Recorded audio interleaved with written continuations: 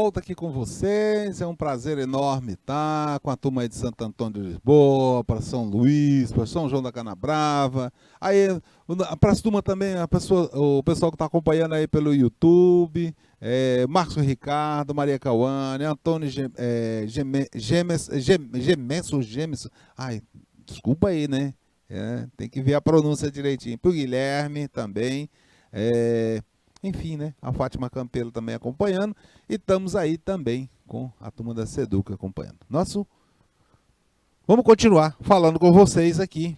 E agora, vamos a Rio Mais 20. Veja só, em 92 agora, né? Já estamos em 2012. Em 2012, né? Tivemos aqui, ó, no Rio de Janeiro, no Brasil, Rio Mais 20, né? Comemorando aí os 20 anos de aniversário da Rio 92, da Cúpula da Terra. E aí, passamos a chamar, né, aqui também, Cúpula Mundial, né, fazendo aí aniversário.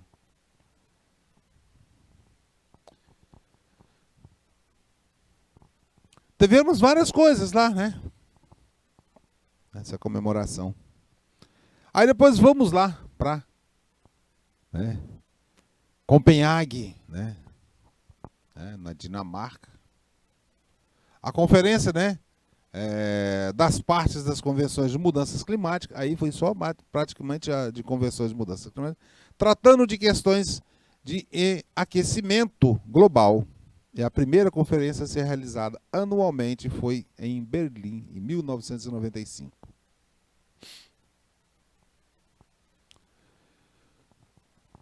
Bom, pessoal, vimos aí que vários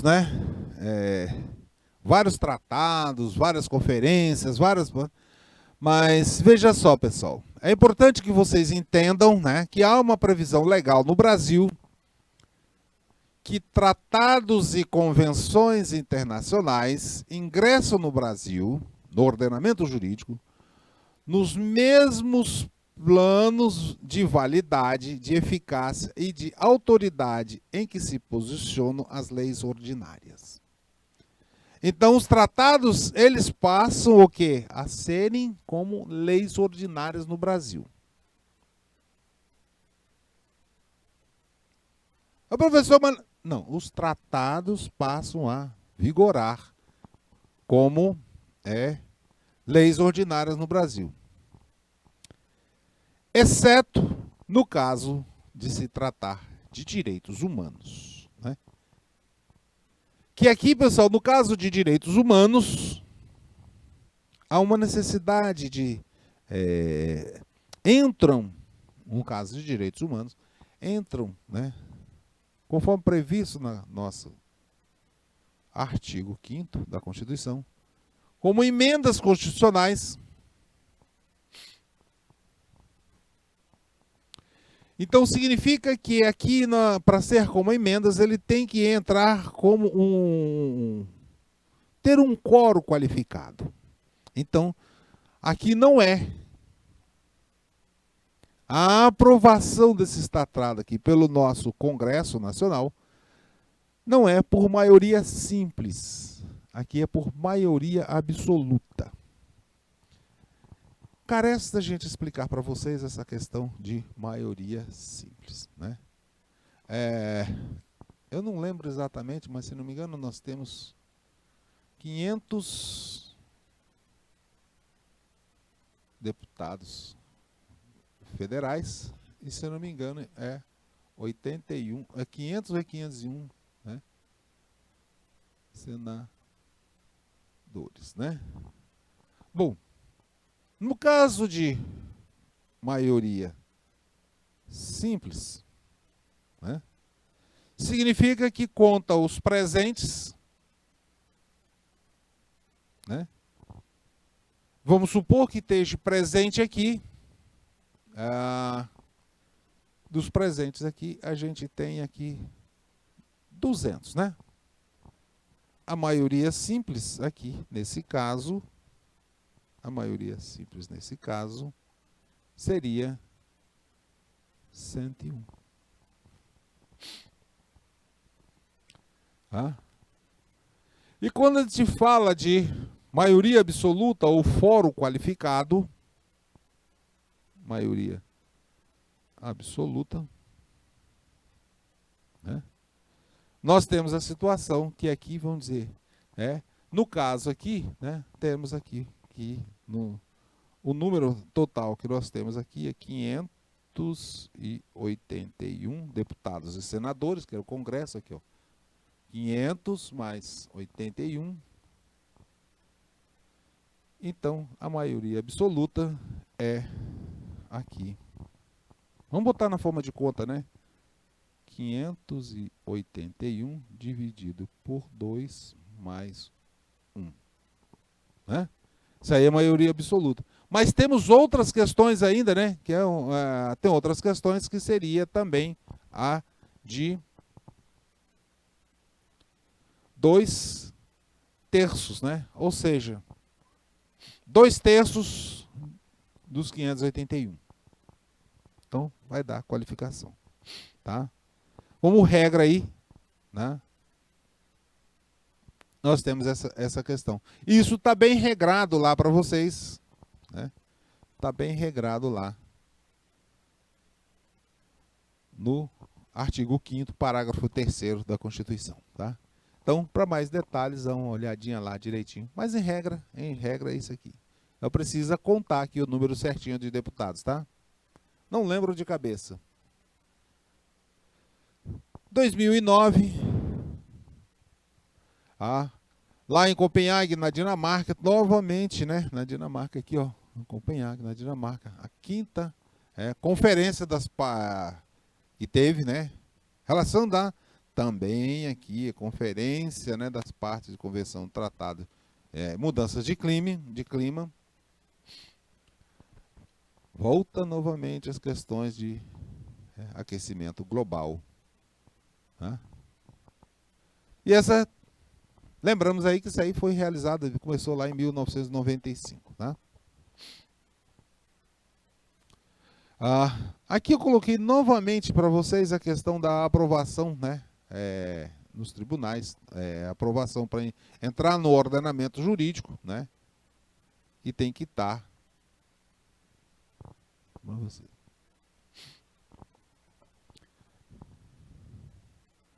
Aí assim, pessoal, agora vamos conversar um pouquinho com vocês, né? Para que a gente possa ter um entendimento melhor dessa disciplina. Vimos aí, pessoal, que tem muita coisa, mas para a gente poder, né, entender bem, nós precisamos ter uma série de conceitos e siglas que são colocadas para que a gente possa entender. Até porque, veja só, lembra que a gente falou que o direito ambiental, ele puxa muitas outras disciplinas, então nós precisamos ter muita coisa aqui agora para começar a entender esses conceitos. E vamos tratar com vocês agora dessas questões aqui. Veja só, eu trouxe de uma maneira, pessoal, bastante resumida para vocês esses conceitos, tá? Até porque vocês estão lá na disciplina de biologia, de geografia, nas outras disciplinas, né, das ciências, nas outras ciências, e deve ter conceitos um pouco mais amplos, mas aqui eu trouxe o essencial, tá? Aqui o essencial, mas existem outras questões que vocês podem aprofundar nesses conceitos lá nas outras disciplinas. Então vamos lá. Meio ambiente. Conjunto de condições, leis, influências, interações de ordem física, química, biológica que permite, abriga e rege a vida em todas as suas formas. Bem amplo, né? Então, quando nós estivermos lá na frente falando em algumas questões, em alguns pontos, né? Nós falamos lá, meio ambiente, entenda que tudo isso aqui, tá? Nós estamos falando aí de interações física, química, biológica, que abriga e rege a vida de todas as formas. Inclusive as microbianas, tá, pessoal? Recursos ambientais.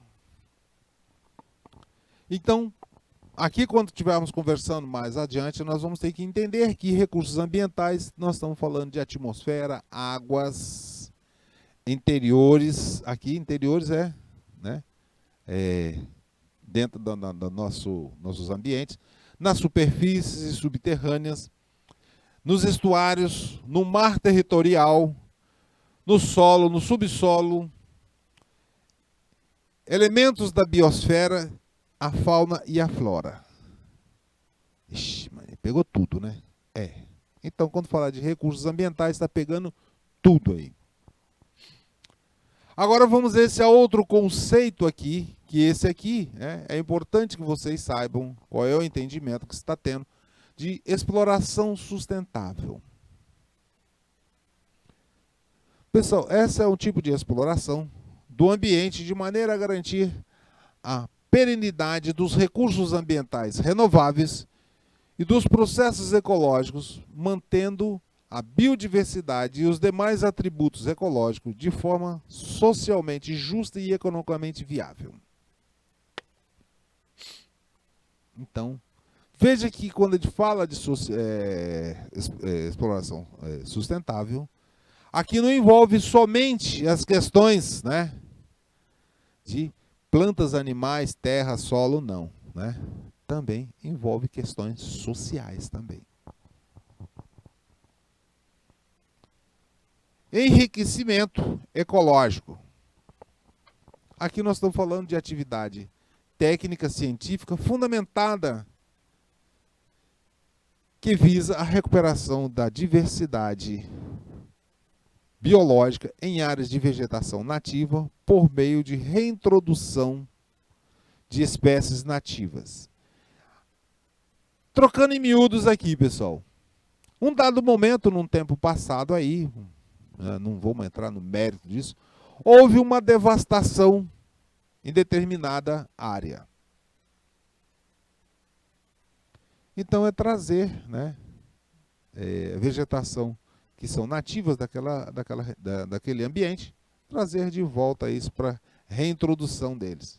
Vamos supor assim, na área do Cerrado, aí foi feito, né, um desmatamento muito grande e tal, não sei o que e tal.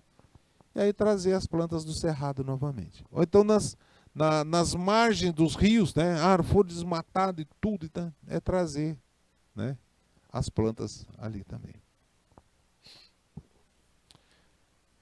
Biodiversidade ou diversidade biológica significa aí uma variedade de organismos vivos de todas as origens, compreendendo, dentre outros, os ecossistemas terrestres, marinhos e outros ecossistemas aquáticos e os complexos ecológicos de que fazem parte, compreendendo ainda a diversidade dentro de espécie, entre espécies e ecossistemas, né?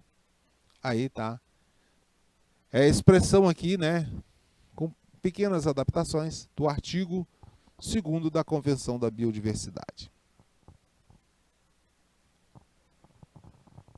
Então, agora nós precisamos compreender esse outro conceito aqui, né, que a gente ouve muita gente falar de poluição e tudo mais, tal, mas assim, poluição. Qual é o entendimento que se tem de poluição? Degradação da qualidade ambiental resultante de atividades que, direta ou indiretamente, prejudiquem a saúde, a segurança e o bem-estar da população. Então tem muita coisa aí, não tem, pessoal? Muita coisa, né? Prejudicar a saúde, a segurança e o bem-estar. Enfim, né? Há um prejuízo para a vida. Também, poluição é entendido como cria condições adversas às atividades sociais e econômicas. Aqui, pessoal, inclui aí o lixão, né? Os lixões aí nas cidades. Afetam desfavoravelmente a biota, né? Um outro conceito biológico, né?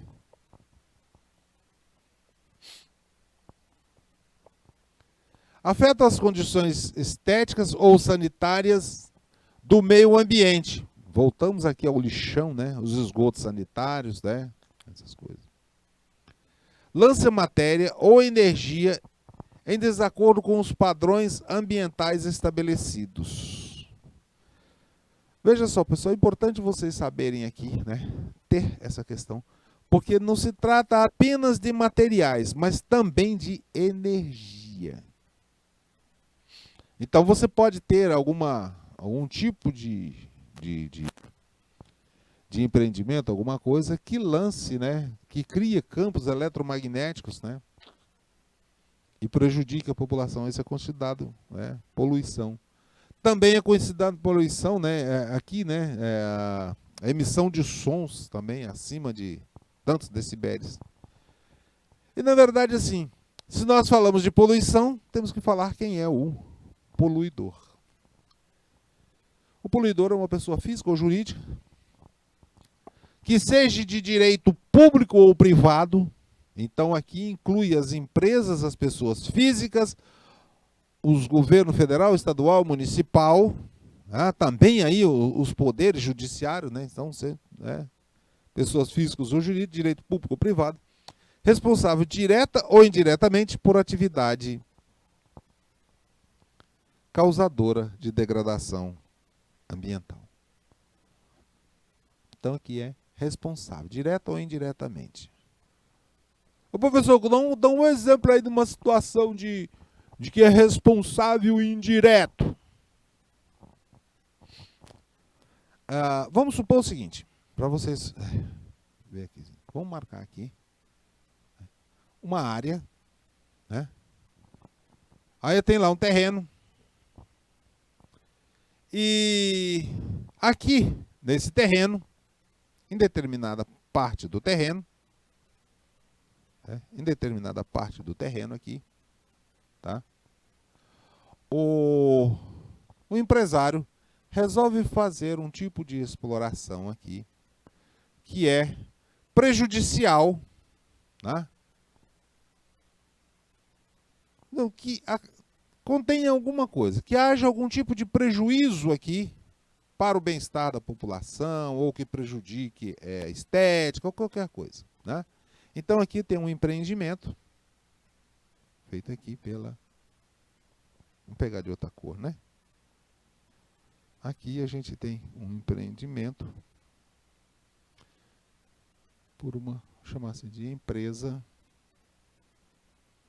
A. Ela vai fazer o empreendimento aqui, certo? Só que ela não tem capital para fazer aqui. E aqui, pessoal, esse empreendimento aqui vamos dizer, promove aqui a degradação, tá? Mas só que essa empresa aqui, ela busca financeiro, busca recurso, um financiamento em um banco. Nesse caso, aqui, o banco indiretamente está financiando aqui, esse banco aqui. Vamos colocar aqui, né? Financia uma atividade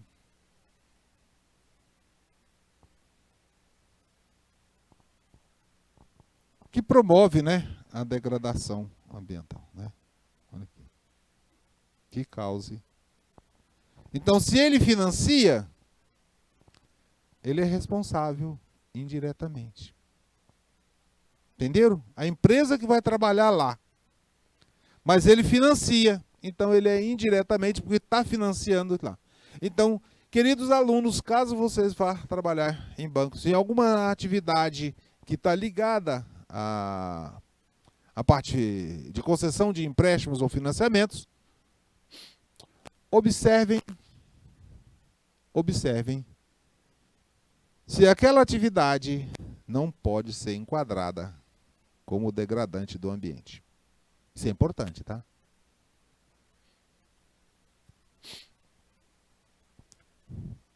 PNMA.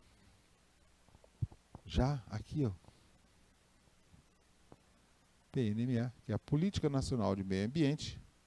Lei 6.938 de 1981, que tem como objetivo a preservação, melhoria e recuperação da qualidade ambiental, propícia à vida, visando assegurar no país condições ao desenvolvimento econômico, aos interesses de segurança nacional e à proteção da dignidade humana. Artigo 2º.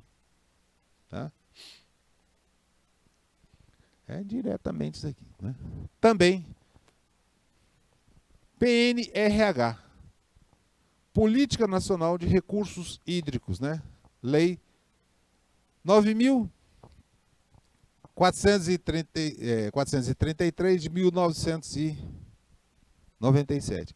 Ô, professor, mas o senhor disse que era lá a lei das águas, lá de 1934. E aí...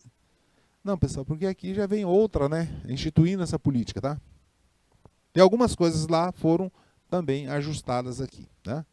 Aqui tem por objetivo assegurar a atual e futuras gerações a necessária disponibilidade de água. Veja que aqui, pessoal, já começa, né? A atual e futura geração. Já se começa a entrar esses conceitos aqui também de futuro, em padrões de qualidade adequada aos respectivos usos. Utilização racional e integrada dos recursos hídricos, incluindo, pessoal, olha aqui, o transporte aquático, com vista ao desenvolvimento sustentável, preservação e defesa de eventos hidrológicos cíclicos de origem natural ou decorrente do uso inadequado de recursos naturais. Também artigo 2º da lei.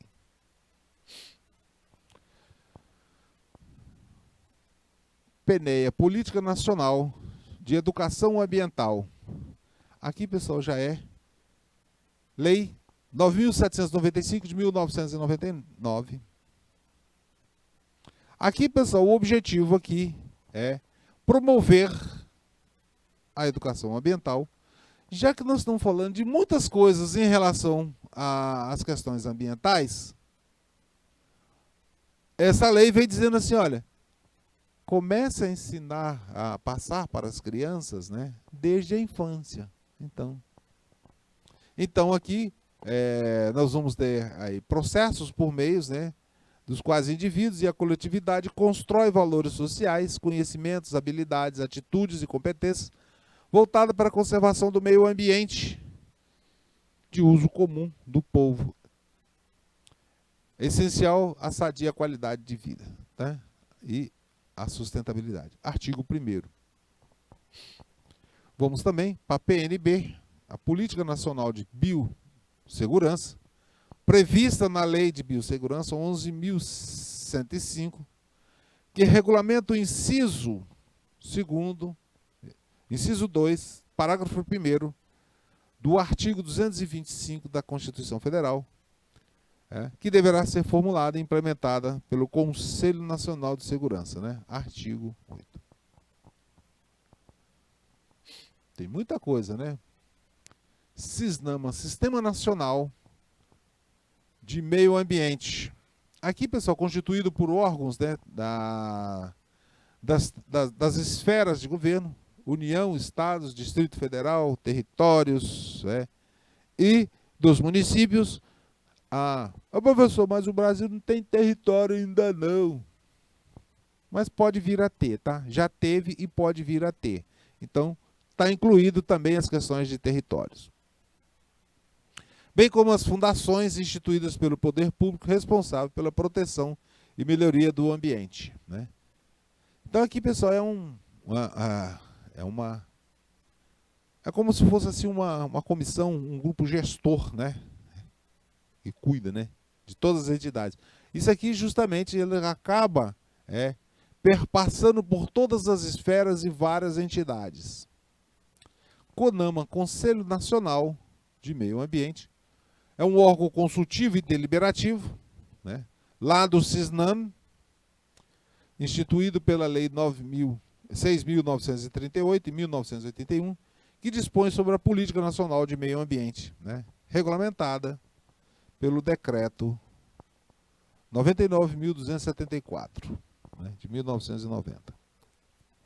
Ok?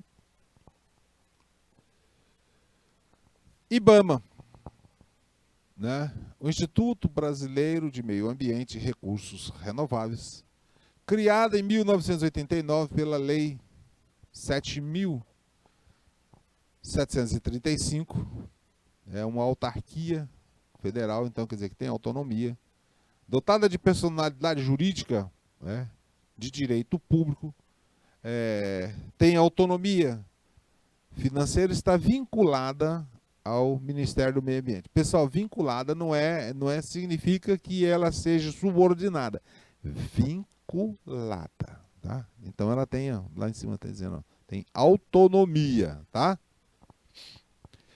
Segundo o seu artigo 2, né, dessa lei, tem lá, que ela exerce o poder de polícia ambiental, exerce a ação de ações das políticas nacionais de meio ambiente, referente às atribuições federais relativas ao licenciamento ambiental, ao controle da qualidade ambiental, à autorização de uso dos recursos naturais e à fiscalização, monitoramento e controle ambiental, observadas as diretrizes emanadas pelo Ministério do Meio Ambiente. Muita coisa, né? E também executar as ações supletivas de competências da União de conformidade com a legislação ambiental vigente. Então isso aqui é a atribuição que só, né? Temos aqui o IPHAN, que é o Instituto de Patrimônio Histórico e Artístico Nacional. Veja só, pessoal, que agora nós estamos trazendo para vocês questões lá, né, do patrimônio histórico e artístico. Também é uma autarquia federal, que foi precedida pelos SFAM, né, que é Serviço de Proteção Patrimonial Histórico Artístico, criado pelo Decreto 25 de 1937. Veja aqui, esse era aqui, né? Aí vamos ao Instituto Chico Mendes, também criado, né, pela Lei 11.616 de 2007. Também uma autarquia vinculada ao Ministério do Meio Ambiente, cuja principal missão é administrar unidades de conservações federais, né? E tem como finalidade lá executar ações da política nacional, né, a política nacional das unidades de conservação, executar as políticas relativas ao uso sustentável dos recursos naturais, fomentar e executar programas de pesquisas, proteção e preservação, conservação da biodiversidade, exercer poder de polícia para a proteção das unidades de conservação, promover e executar a articulação com os demais órgãos e entidades em programas recreativos de uso público ou ecoturismo. Importante, né? Para vocês terem o parágrafo único aí, que o disposto no inciso 4º, né? Aqui, disposto no inciso 4º, não exclui o exercício supletivo do poder de polícia ambiental a cargo do IBAMA.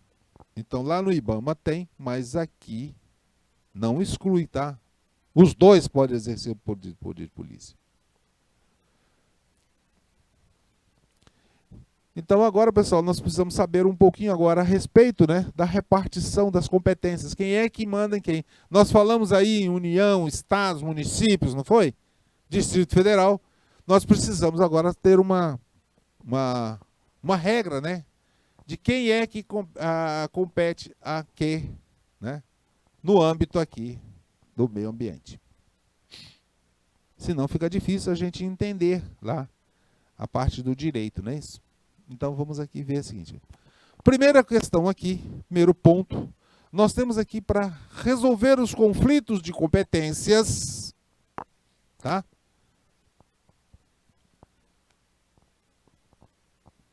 Conflito de competência. Ah, compete à União, quem é que está? Né? Aí o Estado diz, é eu que mando, o município, não, é eu que mando. Então, aqui, nesses conflitos administrativos, regra de ouro, né?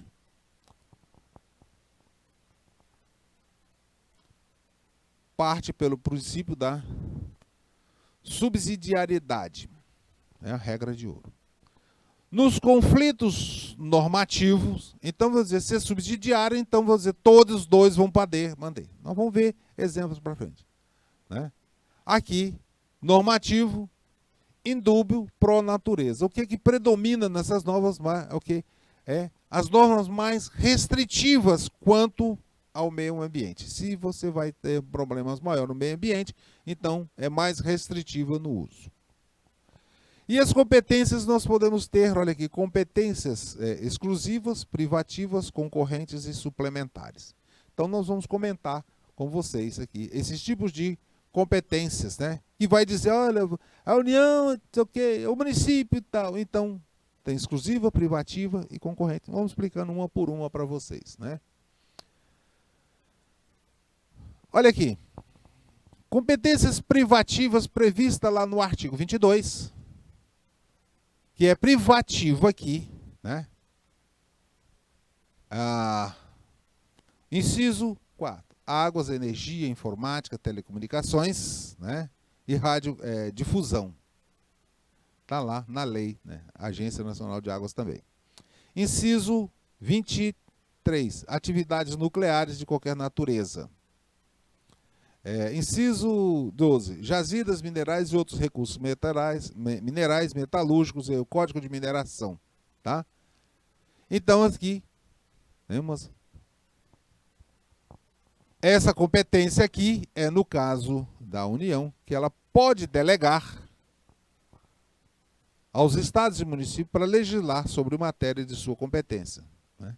Tal delegação, né, não se refere somente às matérias em questão, mas pode ter outras matérias também, né, mediante lei complementar. Ok? Competências comuns, cumulativas ou paralelas. Né?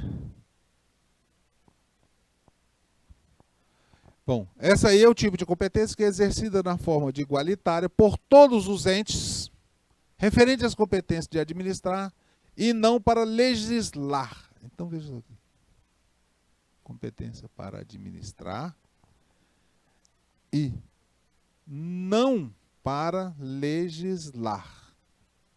Uma coisa é administrar, outra coisa é estabelecer lei, né?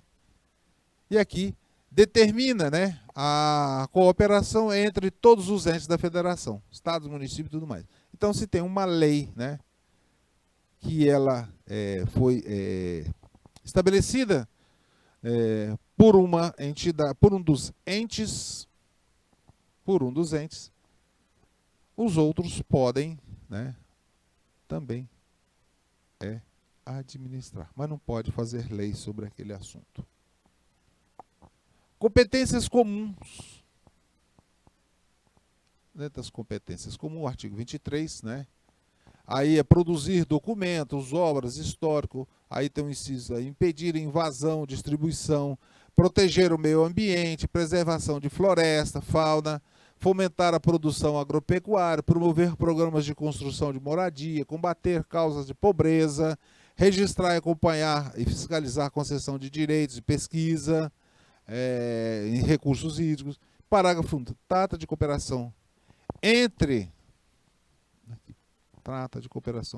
União, Estados, Distrito Federal e municípios, tendo em vista um equilíbrio de desenvolvimento para o bem-estar no ambiente nacional. A forma que se dará essa cooperação normalmente é por lei complementar, e a tal lei é a Lei Complementar 140 de 2001. Veja só, pessoal, nesse caso aqui, não há hierarquia entre os entes federados. Quem estabeleceu a regra, dentro da sua área de competência, está feita e é ali que vale.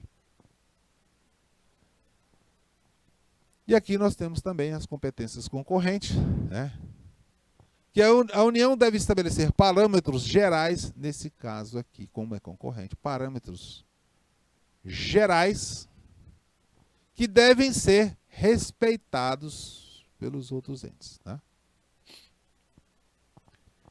A iniciativa legislativa pode ser realizada por qualquer ente federado, quando a União permanecer inerte. Então, se a União não fizer nada, os estados e o município podem tomar a frente e estabelecer a regra. Aí trata de um poder do poder de implementar lei, competência legislativa, e resoluções, portarias e competências administrativas.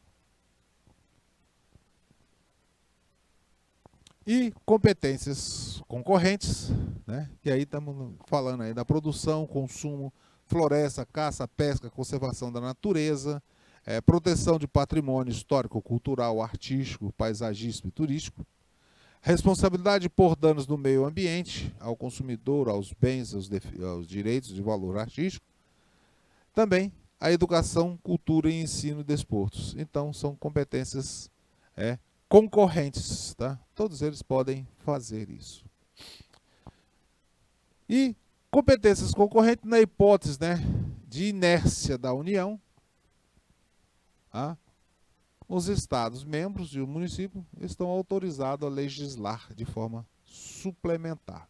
Nesse caso, pessoal, se acontecer uma lei posterior, a União elaborar uma lei posteriormente e então não vai revogar a lei dos estados, mas ela vai ficar suspensa, tá? Especificamente, os municípios têm competência para legislar de assuntos de interesse local, sempre de forma suplementar em relação às leis estaduais e federais. De acordo com o artigo 30 da União, inciso 2º, compete aos municípios legislar, suplementar a legislação federal e estadual, no que couber. Então, veja só, se no município tem uma situação em que, do ponto de vista das questões ambientais, a União não fez nenhuma lei, e o Estado também não fez, então, de forma suplementar, o município pode estabelecer a sua lei. E vai estar valendo naquele município, tá? Não vale para o resto do Estado. Mas aí, se o Estado ou a União estabelecer uma lei, aí fica suspenso. Então, com isso, pessoal, nós finalizamos essa parte aí essa primeira parte, né? Introdutória aí de conceitos, objetivos e definições importantes, inclusive as fontes. Vamos praticar um pouquinho agora? Vamos ver se nossos conhecimentos ficaram bem consolidados.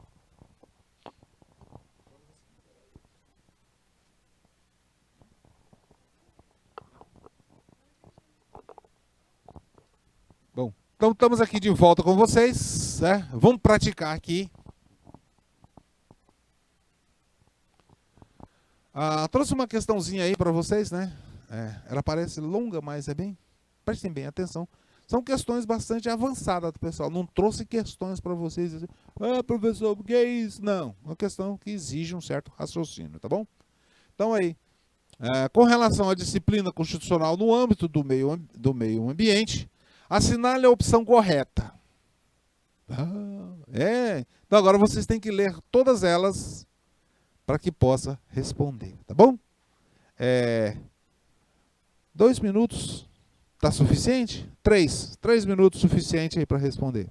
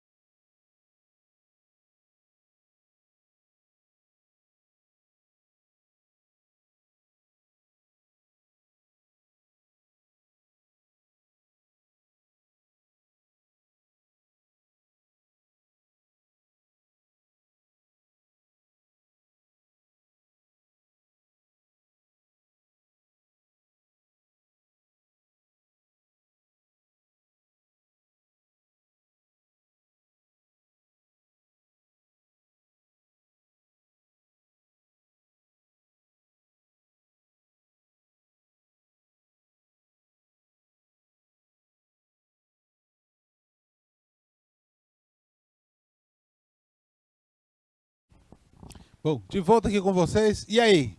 Gabaritaram já? Então, pessoal, vamos ver aqui alguns detalhezinhos aqui, né, para vocês, né? Vamos começar aqui já de trás para frente, né?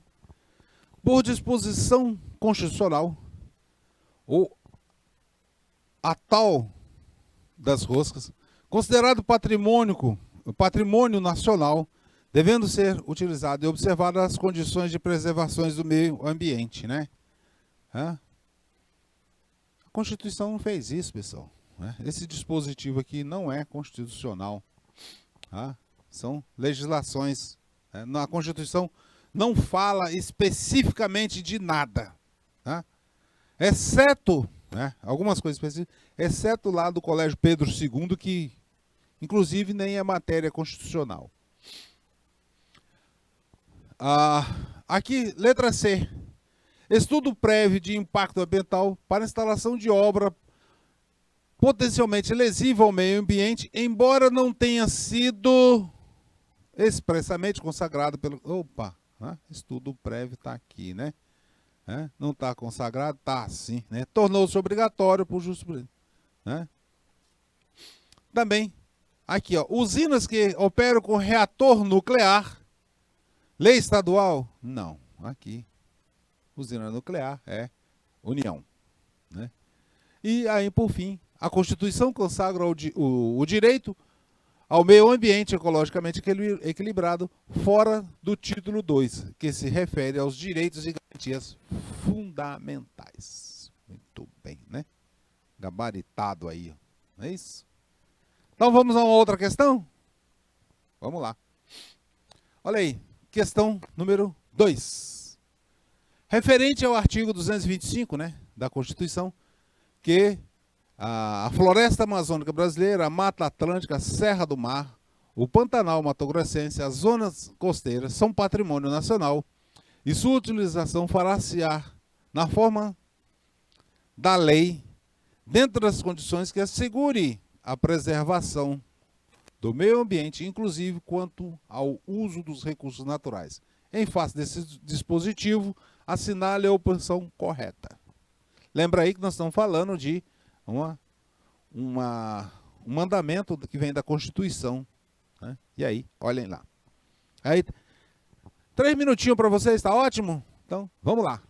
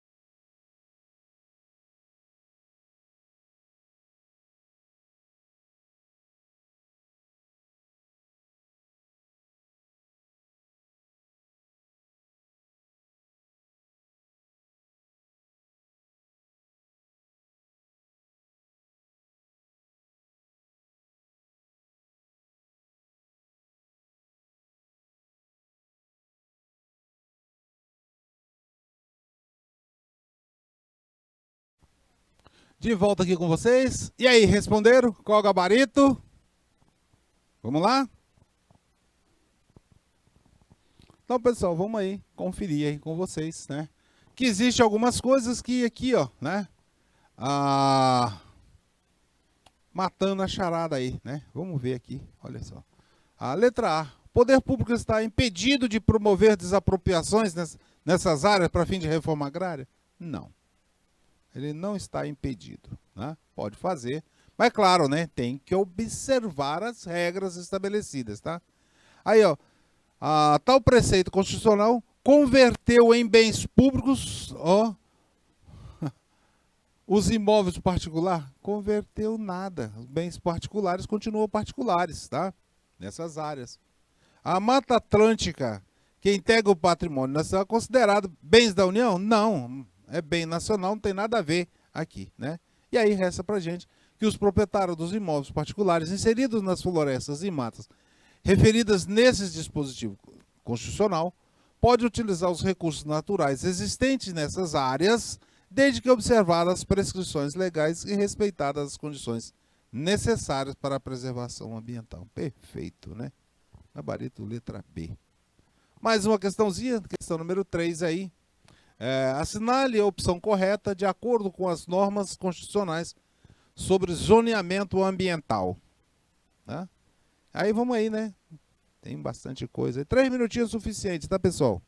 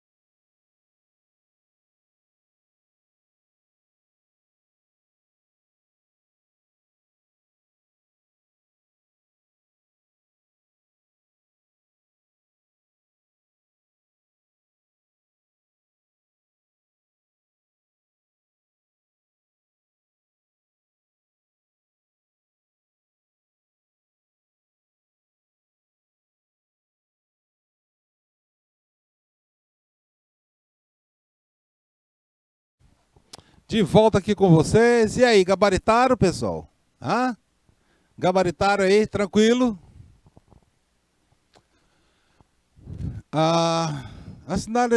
Com relação às normas constitucionais sobre o zoneamento ambiental, né? Letra A. Os estados podem, por lei complementar, instituir regiões metropolitanas, aglomerações urbanas ou micro-regiões com a finalidade de integrar a organização, o planejamento e a execução das funções públicas de interesse comum. Para isso, preciso da concordância dos municípios envolvidos, com os quais devem aprovar leis municipais com o mesmo teor. Não, aí está tudo fora, né, pessoal? Tudo fora isso aqui, os municípios precisam disso aí não. Né? A letra C, né?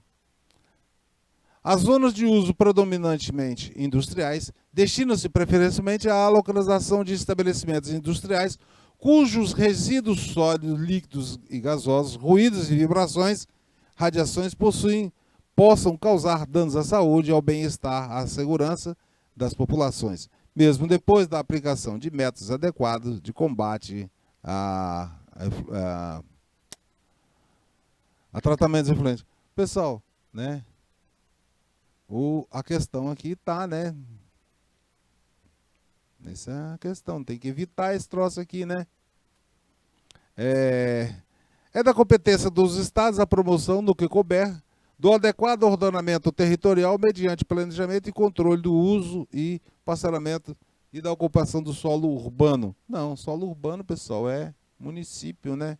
Então, sobrou aqui a letra B. Compete à União elaborar planos nacionais e regionais de ordenamento do território e do desenvolvimento econômico e social. Né? Gabarito, letra B. Beleza? Então, vamos a mais uma questão? Olha aí. Considerando a repartição das competências ambientais estabelecidas na Constituição Federal, assinale a alternativa correta. Pessoal, essa aí só um minutinho tá bom, tá? É rapidinho essa aí, porque é tranquila. Né?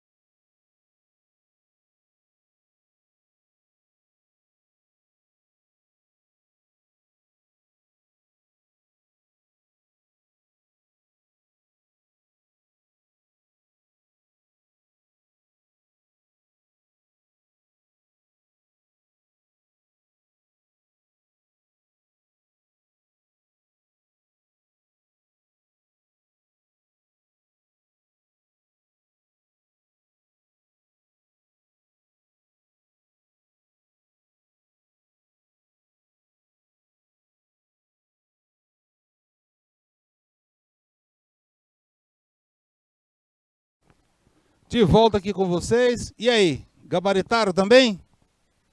Hã? Vamos lá então, né? Nós estamos falando regras constitucionais. A letra A deverá ser editada lei ordinária com as normas para a cooperação entre a União e os Estados. Pessoal, lei ordinária não faz isso, né? Cooperação entre a União e Estados, né? É lei complementar, né? Vamos pular aqui, letra C. Legislar sobre proteção do meio ambiente e controle da poluição é de competência concorrente Estados, União, Distrito Federal, municípios, com fundamento no artigo 24. Negativo, né? Artigo 24 trata de outro tipo de competência. A competência executiva em matéria ambiental não alcança a aplicação de sanções administrativas por infração. Claro que alcança, né, pessoal? Aqui, ó. Tira esse não fora aqui. Então, letra B. A exigência de apresentação no processo de licenciamento ambiental de certidão da Prefeitura Municipal sobre conformidade do empreendimento com a legislação de uso e ocupação do solo decorre da competência do município para o planejamento e controle do uso no parcelamento da ocupação do solo urbano. Perfeito, né? Então, podemos ver gabarito, conferir com vocês. E a quinta questão está aí para vocês. Né?